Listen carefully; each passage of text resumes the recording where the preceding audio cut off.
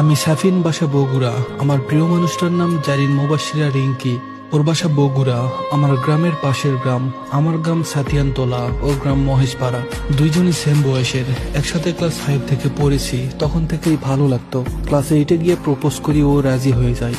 সেই থেকেই চলে আমাদের রিলেশন। এরপর পরীক্ষা দিলাম, দুজনের রেজাল্টই ভালো হলো। আমাদের সম্পর্ক চলতেই থাকলো। এসএসসি দিলাম।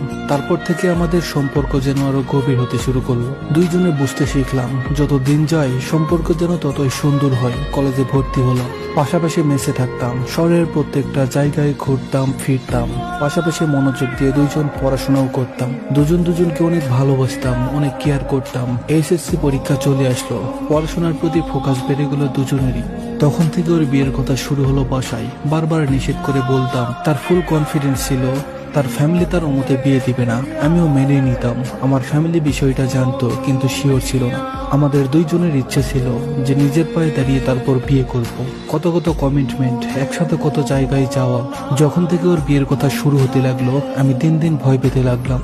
ওকে বললেও বলতো যে ওর ফ্যামিলিকে ম্যানেজ করে নিবে, কিছুতেই অন্য জায়গায় বিয়ে করবে না। আমি যদি পড়াশোনার জন্য ওকে টাইম দিতে না পারতাম, কেঁদে বালিশ ভেজাতো। তাকে অনেক শাসন করতাম, তার নাকি এসব ভালো লাগতো।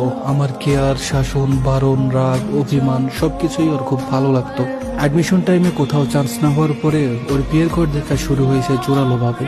তখন সব বুঝতেই পারছিলাম, বলেছিলাম চলো বিয়ে করে রাখি। কিন্তু ওর কথা, ফ্যামিলির বিরুদ্ধে গিয়ে বিয়ে করবে না, আর ফ্যামিলির পছন্দ করা ছেলেকেও বিয়ে করবে না। বিয়ে করলে শুধু আমাকেই করবে। তো তাকে একদিন দেখতে আসলো। সে সুন্দর করে সেজে পাত্রপক্ষের সামনে গেল। ওরা পছন্দ করে গেল। সে ফ্যামিলিতে বলেছে কিনা জানি না, কিন্তু আমাকে বলতো যে সে অনেক রাগারাগি করেছে ফ্যামিলির সাথে। অথচ তার মা বলেছিল সে কিছুই বলেনি। তারাও এখান থেকে দেখতে গেল। বিয়ের সবকিছু ঠিকঠাক, আমাকে কিছুই জানায়নি। যেদিন বিয়ে সেদিন সকালে বলছে যে আমার আজকে বিয়ে। ছেলে নৌ পরিবহনে জব করে, 10 লক্ষ টাকা ডিমান্ড। আমি কোনো কুলকিনারা খুঁজে পাইলাম না। বললাম বিয়েটা ক্যান্সেল করে দাও। আমাকে জবাব দিল তার হাত পা এখন বাঁধা, বাবা মায়ের মান সম্মান, এমনকি তার পিঠ নাকি এখন দেওয়ালে ঠেকে গেছে। কিছু ভেবে না পেয়ে ওর মামাকে মেসেজ লিখলাম। বললাম আমাদের 5 বছরের রিলেশন, কিছু একটা করেন। ওর মামা বলল ও তো কখনো নিষেধ করেনি ছেলে দেখতে, ওর অনুমতি নিয়ে ছেলে দেখা হয়েছে। ওর মায়ের কাছে ফোন দিলাম। বললাম আন্টি, আমাদের তো অনেক দিনের রিলেশন, বিয়েটা দিয়েন না। আন্টি বলল রিঙ্কি তো আমাদের কিছু জানায়নি, কখনো নিষেধও করেনি। ওর কাছে শুনি ও যদি তোমাকে চায় তাহলে তোমার সাথে বিয়ে দিব। ওর মামা মেসেজ দিল, বলল কোনো একটা লোক পাঠাও তোমার বাসা থেকে, আমি আব্বুকে পাঠাবো। ঠিক সেই সময় ও মেসেজ দিয়ে বলল এখন আপাতত এসব করো না। এদিকে সব ম্যানেজ করা শেষ, সিন ক্রিয়েট করো না, আমার ফ্যামিলি যা বলবে আমি তাই করব। ওর মামা আমাকে বলল তোমরা যে রিলেশন করেছো কোনো প্রুফ আছে? আমি কয়েকটি কাপল পিক দিলাম, কোনো খারাপ পিক না, ঘোরাঘুরির পিক। তারপর ওর মামা রাজি হলো, কিন্তু ততক্ষণে ও আমাকে বিয়ে করতে রাজি না। আমাকে মেসেজ দিয়ে বলল পিক কেন দিছো মামাকে, মান সম্মান কি থাকলো? আমি জীবনেও তোরে বিয়ে করব না। ওর বিয়ের ব্যবস্থা শুরু হয়ে গেল। ছেলের বোনকে জানাইলো যে ওর রিলেশন করেনি আমার সাথে, এমনি জাস্ট ফ্রেন্ড হিসাবে এমনি ঘোরাঘুরি করেছে। সে বিয়েতে রাজি। আমার বাবা মাকে বিষয়টা জানালাম, তারা ফোন দিল, কিন্তু ফোন কেউ রিসিভ করেনি। একটা লোকও পাঠিয়েছিলাম, তাকে বলেছে সে বিয়েতে রাজি, আমাকে কখনো ভালোবাসেনি। এতদিন ছিল আমার পড়াশোনার ক্ষতি করার জন্য, যেন ভালো কোথাও চান্স না পাই, ভালো কিছু করতে না পারি। পরের দিন আম্মুকে দিয়ে ফোন দিলাম। আম্মু বলল মা তুমি যদি এখনো আসতে চাও আসতে পারো, আমার ছেলের কথাটা একবার ভাবো, তুমি তো নিয়মিত আমাদের বাসায় আসতা। সে জানালো যে সাফিন কেন পিক দিল মামাকে, তাই সে বিয়ে করে নিছে। অনেক কিছু করতে পারতো সে, কিন্তু তার নাকি রুচি মরে গেছে আমার প্রতি, কারণ আমি কেন তার মামাকে পিক দিতে গেলাম। আব্বু ফোন দিল, বলল মা তুমি এখনো আসো, আমরা মেনে নিব।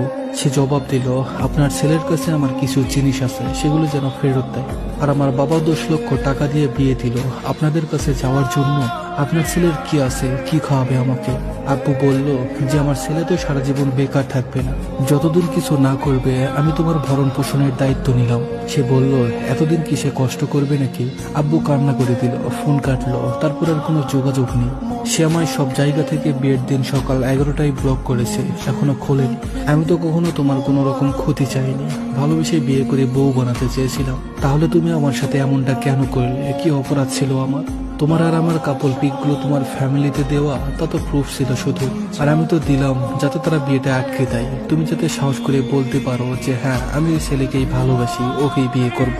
কই, তুমি তো তা করলে না। তুমি ফ্যামিলির দোহাই দিয়ে আমাকে মাঝ নদীতে একা ফেলে চলে গেলে। তুমি তো জানতে আমি সাঁতার জানতাম না। আমাকে এভাবে মাঝ নদীতে ফালাইতে পারলে আমি কখনো আর তীরে ফিরতে পারবো না। জেনে বুঝে এমনটা কেন করলে? আমি এখনো তো তোমার আশায় বেঁচে আছি, তুমি ফিরবে এই আশা নিয়ে। তুমি তোমার বাবার দেওয়া 10 লক্ষ টাকা দেখলে, আমার ভালোবাসা দেখলে না। তোমার প্রতি আমার ফ্যামিলির মায়া টান ভালোবাসা দেখলে না।